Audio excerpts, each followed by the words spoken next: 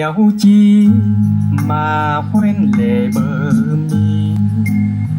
Tình dù chưa phai không tránh được tự ly. Ai biết đời mãi sau bao giờ, ai biết đâu ngờ hình hài chúng ta lẽ nào phôi pha. Xót xa từng kỷ niệm đầy vơi, lòng mình muối xác sao không bằng người ơi. Trăng nước còn đây em đâu rồi ngăn cách phương trời.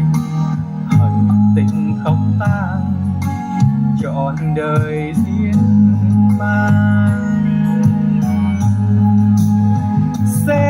Xe hoa đưa em lần ngỡ ngàng, là đòn xe tang tiền hồn ánh sáng.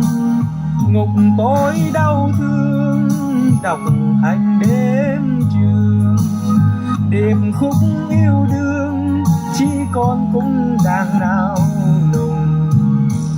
Đớn đau từng tiếng lòng người ơi,